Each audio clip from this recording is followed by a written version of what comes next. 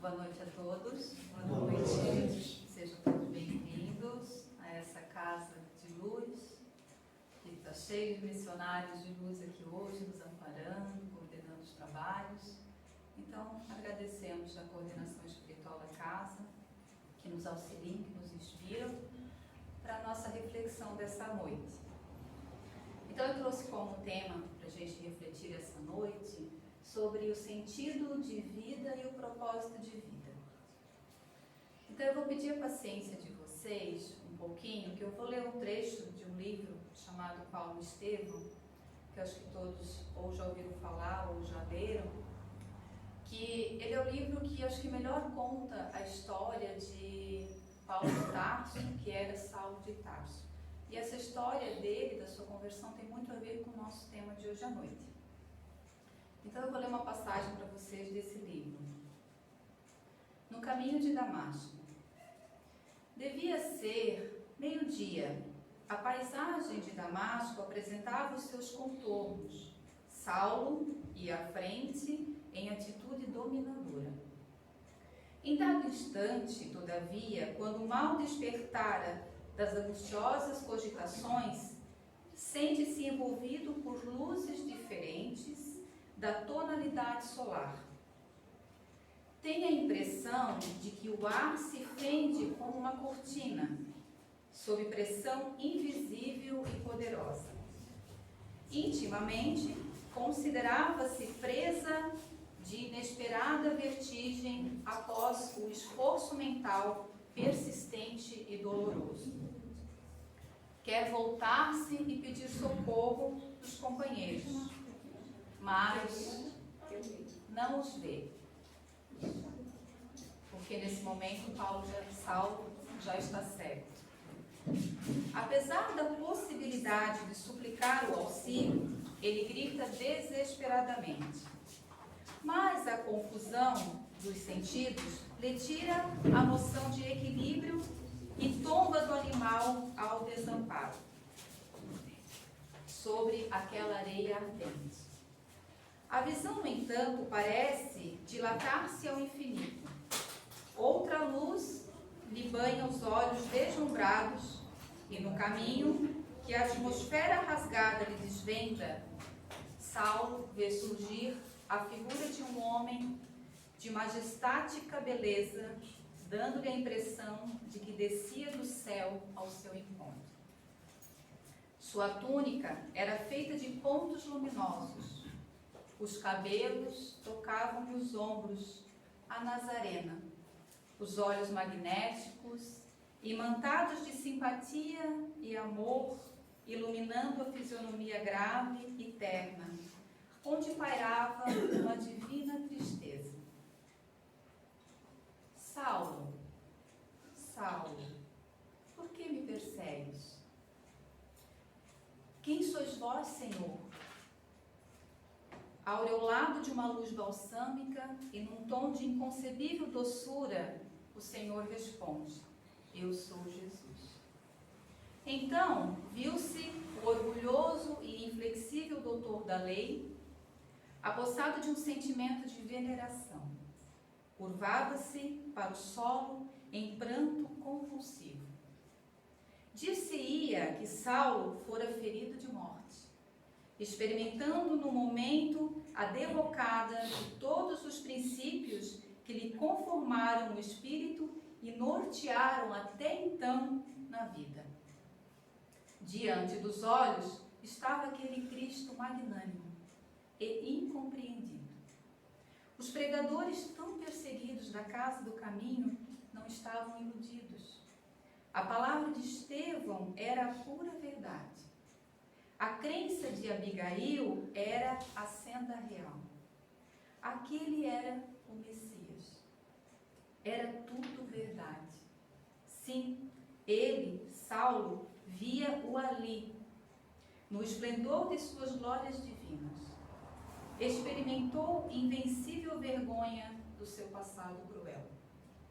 Quis falar, mas a constrição sincera do espírito arrependido e dilacerado embargava-lhe a voz. Jesus se aproximava e, contemplando-o amorosamente o mestre tocou-lhe os ombros com ternura, dizendo com inflexão paternal: Saulo, não recalcitres contra os aguilhões. Saulo, nesse momento, compreendeu. Desde o primeiro encontro com Estevão, forças profundas o compeliam a cada momento e em qualquer parte a meditação de novos ensinamentos. O Cristo chamara-o por todos os meios e de todos os modos. Banhado em prantos, no calor do meio-dia, a sua primeira profissão de fé: Senhor, que quereis que eu faça? Foi aí que Jesus, contemplando-o mais amorosamente e dando-lhe a entender a necessidade de os homens se harmonizarem no trabalho comum da edificação de todos, no amor universal, em seu nome, esclareceu generosamente: Levanta-te, Saulo, entra na cidade e lá te será dito o que te convém fazer. Então, meus queridos irmãos, esse é um trecho da conversão de Saulo de Tarso, que após vai se chamar Paulo de Tarso, extraído então do livro Paulo e Estevão, de Francisco Cândido Xavier, pelo Espírito Emmanuel. Na Bíblia, essa passagem está em Atos dos Apóstolos, lá no capítulo 9. Então, desculpe por essa longa narrativa, mas particularmente a história de Paulo, ela é para servir de exemplo toda vez que sentimos desânimo. Obrigada, seu Altamiro. Esse é o livro, para quem tiver interesse. É um livro que quem lê uma vez quer ler outra vez, porque a história realmente dá um novo sentido para a nossa vida. Então, a história de Paulo é para servir de exemplo toda vez que nós sentimos desânimo, falta de motivação, um vazio, dúvidas, quando achamos que já fizemos muito, quando achamos que nós já sabemos de tudo. É sempre bom a gente lembrar da história de Paulo. Então, essa história, ela abre o tema que eu propus para essa noite, nos colocando, claro, resguardado, né, a nossa posição e resguardando as proporções, no lugar de Paulo. Então, nós vamos usar essa história para os nossos dias de hoje. As 3 grandes escolas de psicoterapias de Viena, na Áustria, elas nos trazem que, para Sigmund Freud, a busca primordial do ser humano, ela é uma busca por prazer. Para Adler, que é um outro estudioso dessa escola vienense, para Adler, essa busca do ser humano, ela é pelo poder. E para Viktor Frankl, a busca primordial e vital do ser humano, ela é uma busca por sentido.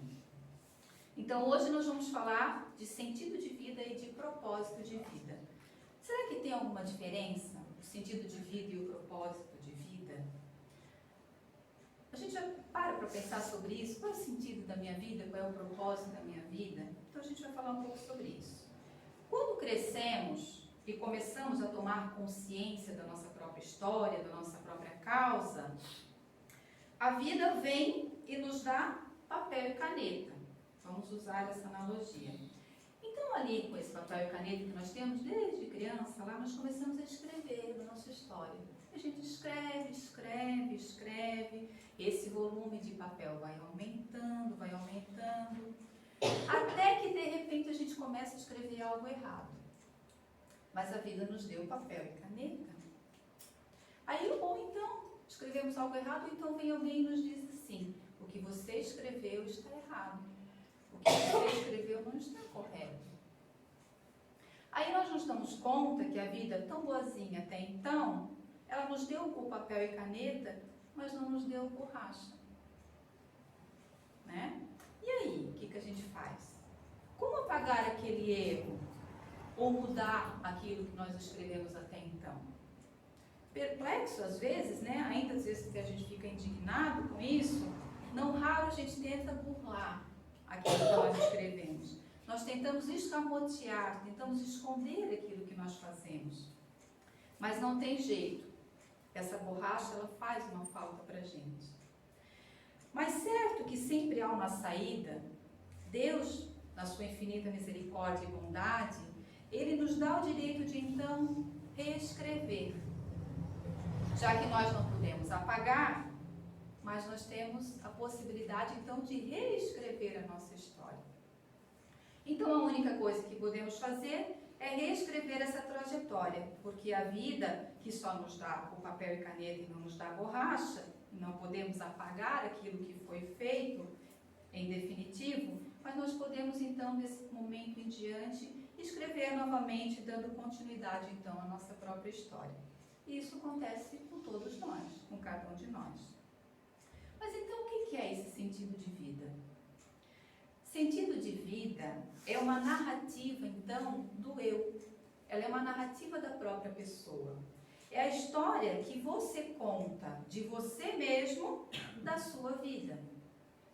Mas nós costumamos narrar essa história somente, às vezes, fatos relevantes, quando a gente lembra da nossa história.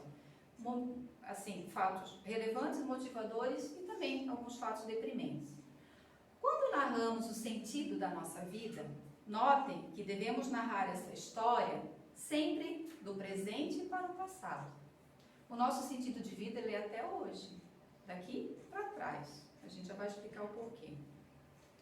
Então, a gente começa a pensar o que me trouxe até aqui. Qual foi esse sentido que foi até aqui? Porque o amanhã ninguém sabe, né? Então, o que trouxe a minha história? O que deu esse sentido até aqui? O que foi importante para eu superar os obstáculos? Quais foram os meus apegos, os meus amores, os meus desencontros? Quais foram as minhas prioridades? Quais foram aqueles, deixa para lá? Onde eu procrastinei? Onde eu ou você se superou?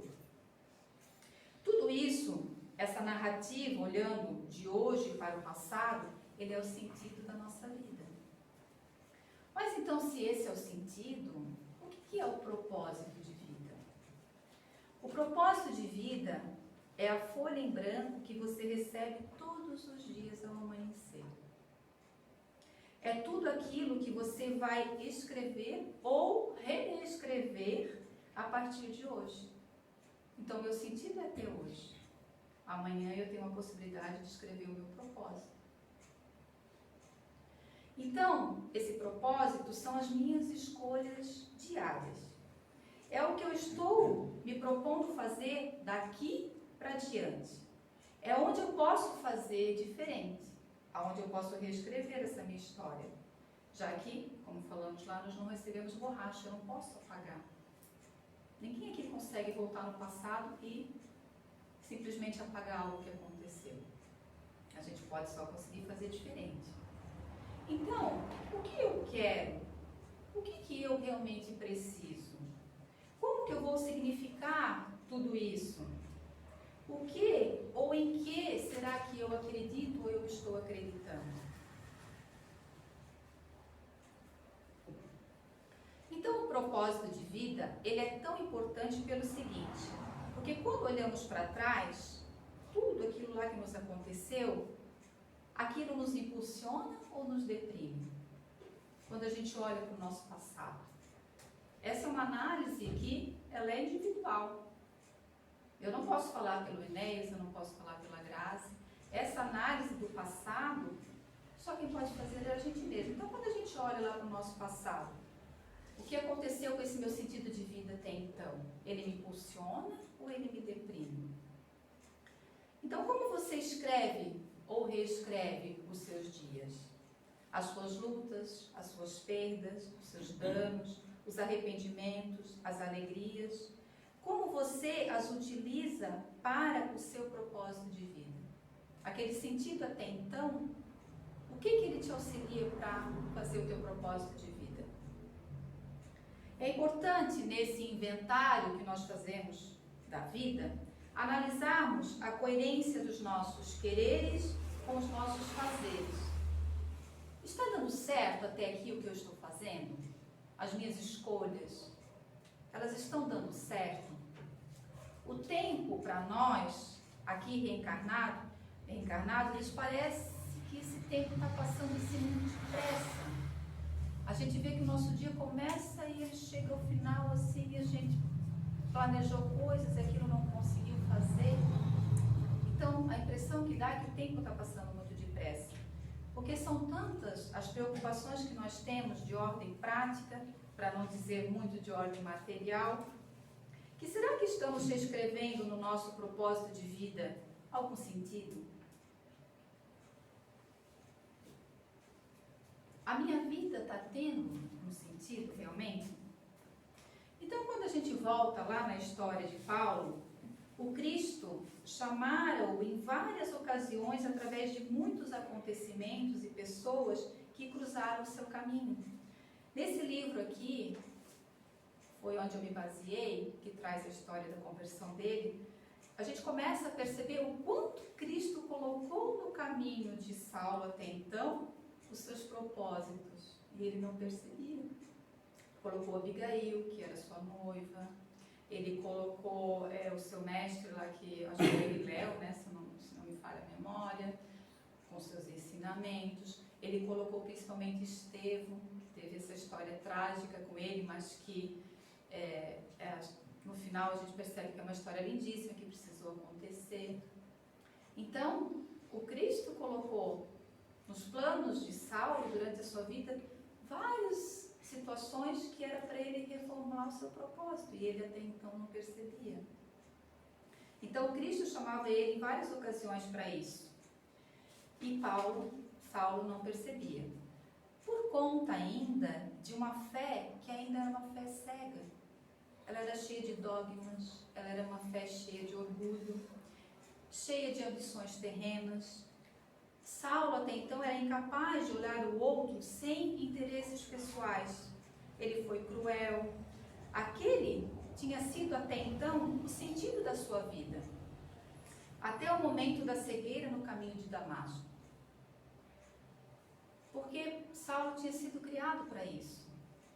Então, tudo aquilo que ele aprendeu na vida era o que estava dando sentido para ele até o momento.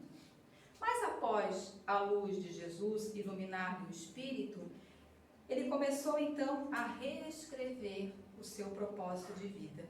Porque Saulo, assim como nós, também não teve borracha para apagar todos os seus erros.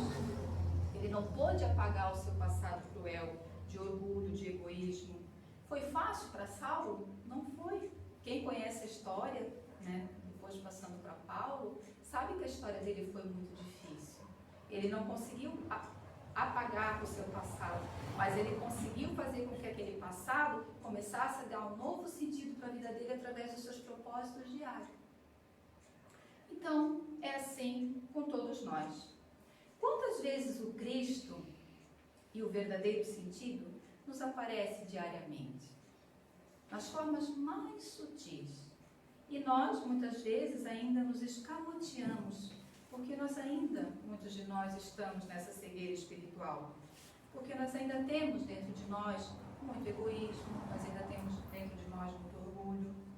O nosso propósito ainda é muito material, nosso propósito ainda é cego. Salvo engano, quem aqui já não estiver mais nessa situação. Então, a tão falada reforma íntima, ela é tão urgente como um sentido existencial realmente. Um objetivo que nos preencha esse vazio, que lá no fundo muitos de nós ainda temos. Mas não será então esse vazio que muitos de nós ainda temos? A falta de ter o propósito, talvez, de inserir mais o Evangelho, e principalmente de praticar mais o Evangelho do Cristo redivivo em nossas vidas? Aliás, eu pergunto, qual é a proporção que Jesus tem na vida de cada um de nós?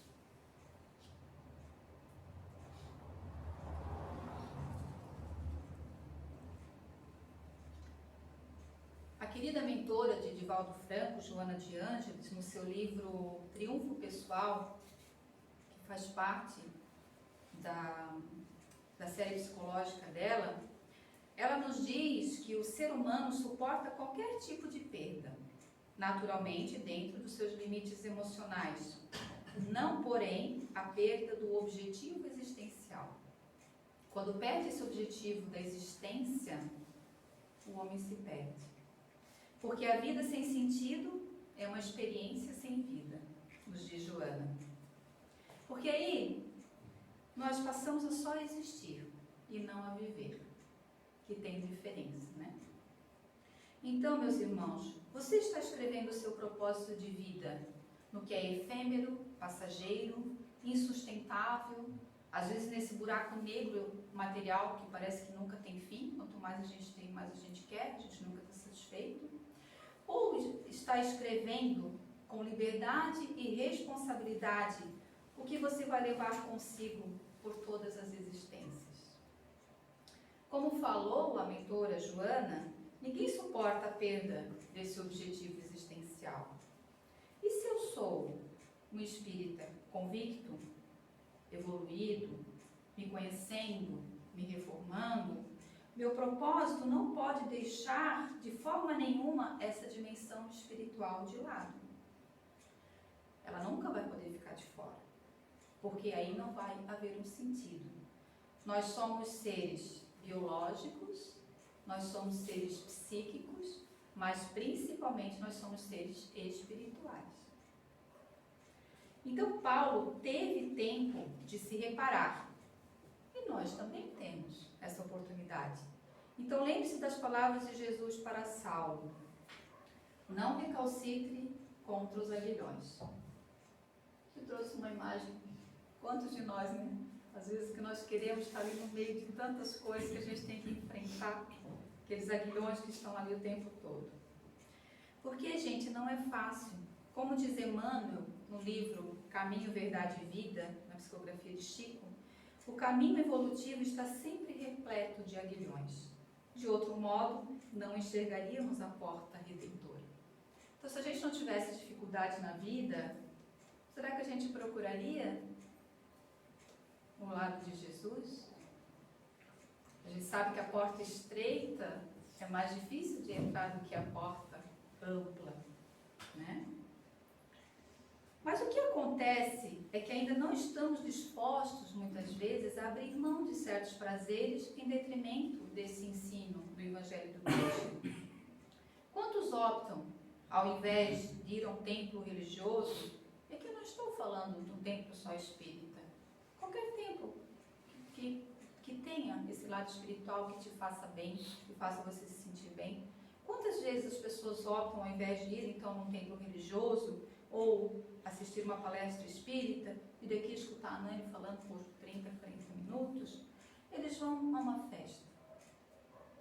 Nunca pode ir a uma festa? Claro que pode, né? Mas Jesus não pode ser sempre a tua última opção. Eu vou lá porque eu não tenho nada melhor para fazer essa noite. Eu vou lá na missa católica. Hoje eu não tenho nada para fazer, eu vou na missa. Hoje de noite a novela não vai ser tão boa, então eu vou lá na palestra espírita. Então Jesus não pode ser a nossa última opção. Buscar primeiro o reino de Deus. Ele não diz buscar unicamente o reino de Deus, ele só diz buscar primeiro. Então, primeiro as tarefas espirituais, depois a gente faz as nossas tarefas materiais. Ainda continuando com Emmanuel, a riqueza e a pobreza, a fealdade e a formosura, o sofrimento e a luta são aguilhões ou oportunidades instituídos pelo Cristo em benefício dos homens. Cada existência e cada pessoa tem a sua dificuldade particular, simbolizando ensejo bendito. Então, tudo o que acontece com a gente, esses aguilhões colocados nos nossos caminhos, são ensejo bendito. Basta como nós transformamos ele em propósito para a nossa vida. Como nós encaramos e reescrevemos os nossos propósitos. Então, analisa a sua vida, situa teus aguilhões e não te voltes contra eles. Se um espírito da grandeza de Paulo de Tarso não podia recalcitrar, imagina o que se pedirá do nosso esforço. Não nos diminuindo perante Saulo ou Paulo, que tinha o seu grande propósito, mas todos nós temos um propósito divino aqui nesse plano. Senão, não reencarnaríamos? Todos nós, em menor ou maior ou igual grau, temos um propósito. A doutrina consoladora do Espiritismo nos instrui que tudo na vida é causa e efeito, seja ela adquirida nessa encarnação ou nas anteriores. Não importa. O que importa é que nós precisamos fazer a reparação. Quando você olha lá para trás para a narrativa do seu sentido de vida, quando a gente faz aquela narrativa do nosso eu, nem tudo foi bom. Nem sempre nós fomos bons. Será que eu recalcitrei contra os meus aguilhões? Deveras, sim. Aí, lembrando de um trecho do livro Céu e Inferno, de Kardec, no Código Penal da Vida Futura, você sabia que existe um livro espírita que tem o Código Penal da Vida Futura? Está lá no livro Céu e Inferno. É muito bom a gente aprender e ler, porque o plano espiritual também tem um Código Penal. Então, lá, no 16º item, ele fala assim: o arrependimento é o primeiro passo para a melhoria, mas só ele não basta. É preciso ainda a expiação e a reparação. O arrependimento, expiação e reparação são as 3 condições necessárias para eliminar os traços de uma falta e suas consequências. Kardec ainda diz: o arrependimento abranda as dores da expiação, mas unicamente a reparação pode anular esse efeito. Essa reparação, muitas das vezes, vem nas nossas reencarnações.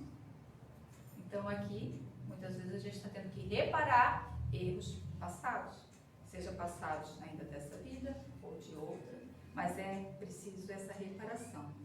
Então, olhando o sentido de vida e se arrependendo de algo, não hesite. Na folha em branco que recebes todos os dias como oportunidade, reescreva o seu propósito de vida com reparação. Assim como fez Saulo. Pare, pense, reflita, ouça aquela agonia que às vezes sentimos, observe as suas próprias súplicas mais íntimas, porque o nosso corpo fala. O que elas estão querendo te dizer? Não será o nosso espírito ávido por mudança, querendo que a gente escreva esse nosso propósito de uma forma diferente?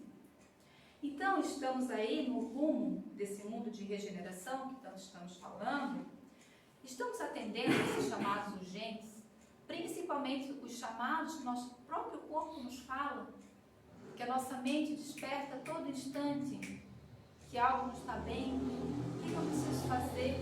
Quantos de nós não tem aquela sensação, parece que eu tenho que fazer alguma coisa para mudar, mas o que? Quantos de nós temos essas inquietações? Então, como você quer estar com essas mudanças? Aceite que Jesus, modelo e guia, te inspire. No seu silêncio interior, ouça Jesus conversando com você. Aceite ouvir o que tuas angústias mais íntimas estão te dizendo. Se perdoe. Lembre-se, arrependimento, expiação, reparação. Isso tudo, gente, é aceitar Jesus. Isso é liberdade, isso é responsabilidade. Quer melhorar? Quer evoluir? Parece fácil? Não, não é com certeza. Mas tem jeito? Claro que tem. Então, na questão 919 do Livro dos Espíritos, Kardec pergunta aos espíritos sobre isso. Então, qual será o meio mais prático e mais eficaz que tem o homem de se melhorar nessa vida e de resistir à atração do mal? Aí, um sábio da antiguidade, Paulo disse: conheça-te a ti mesmo. Então, essa frase que nós tanto ouvimos, desde os meios espíritas, desde a filosofia, desde a história. Então, essa frase, ela permeia uma série de ciências. Ela é muito atribuída a Sócrates, né? Mas, na verdade, essa inscrição ela existia na entrada do oráculo de Delfos, né, lá na Grécia, e ela foi dedicada a Apolo. Então, desculpe a expressão, mas aí vem o pulo do gato que Kardec dá, porque ele não se bastou com a resposta, e ele desdobrou essa pergunta que Santo Agostinho respondeu. Então ele pergunta, na questão 919A, concebemos toda a sabedoria dessa máxima, porém a dificuldade está precisamente em cada um conhecer-se a si mesmo. Qual meio então da gente conseguir se conhecer? De ouvir talvez essa angústia, de saber o que eu estou sentindo. Aí vem a belíssima resposta de Santo Agostinho. Fazei o que eu fazia quando vivi na terra. Ao fim do dia, interrogava a minha consciência, passava revista ao que fizera e perguntava a mim mesmo se não faltava algum dever. Se ninguém tivera motivo para de mim se queixar. Foi assim que cheguei a me conhecer e a ver o que em mim precisava de resposta. A resposta de Santo Agostinho, ela é bem grande e ela é uma resposta de autoanálise, como Santo Agostinho também fazia e como ele nos instrui a fazer essa autoanálise.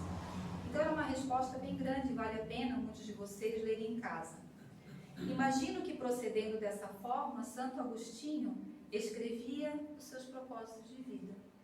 A cada vez que ele passava essa reflexão na sua mente, se ele havia prejudicado alguém, se alguém haveria de se queixar-se dele, no dia seguinte ele reescrevia naquela folha em branco que todos nós temos essa oportunidade, ele reescrevia novamente o seu propósito de vida. Fazendo as mesmas coisas? Se fosse bom, sim. Mas se ele tivesse feito algo que não foi bom, com certeza ele escreveria esse propósito de uma maneira diferente. E isso tudo foi dando então o sentido da vida dele. Então Santo Agostinho ainda fala para rogarmos a Deus, ao anjo da guarda, para que esclareçam e dê forças para nos aperfeiçoarmos. Então, interrogai-vos diariamente sobre o que tendes feito e com que objetivo procedestes em tal ou em tal circunstância. Sem vitimismos, seja sempre muito honesto com você. Porque somente você pode fazer isso com você mesmo. Somente você é responsável pelas suas escolhas e pela sua iluminação. Eu não posso escrever a folha em branco de ninguém. Talvez eu possa auxiliar, eu posso orientar, eu posso estar junto, eu posso ser a companheira, eu posso ser a instrutora. Mas cada um escreve a sua própria vida e, consequentemente, cada um escreve a sua própria iluminação. Então, observa o que elegestes para a tua atual existência. São reflexões que a gente leva para casa. Então, Joana ainda nos traz algumas reflexões seguintes. Seguir a vida e vivê-la ou acumular tesouros mortos para sepultá-los no esquecimento? O que possuis de real que a morte não te arrebatará? E o que seguirá contigo quando desencarnares? Usa sempre de severidade nesse exame de consciência e toma o lugar, no caso de Paulo de Tarso, que foi quem permeou a nossa reflexão. E a última questão que ela nos traz para a reflexão: o que responderias a Jesus nesse momento? Então, meus irmãos, aqui eu finalizo com essas indagações da mentora Joana de Ângeles, para que elas possam permear as nossas reflexões noturnas ou diurnas também, e que elas possam trazer como inspiração para que a cada dia a gente aproveite essa oportunidade divina que nós temos de reescrever a nossa história, sempre de uma forma melhor.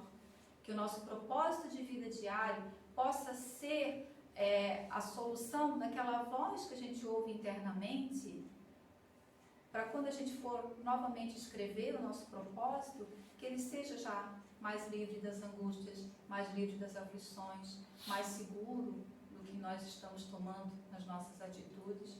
Então, que esses propósitos possam ser novos sentidos para a nossa vida de uma forma mais plena, de uma forma mais espiritual, e que isso possa realmente permear a nossa vida para a nossa evolução, principalmente como espíritos, mas que a partir disso a gente possa também ser exemplo para todas as pessoas que estão ao nosso redor, auxiliando sempre com seus propósitos, com o auxílio que a gente pode dar com o nosso entendimento, com o nosso amor, principalmente com a nossa caridade, com a nossa bondade.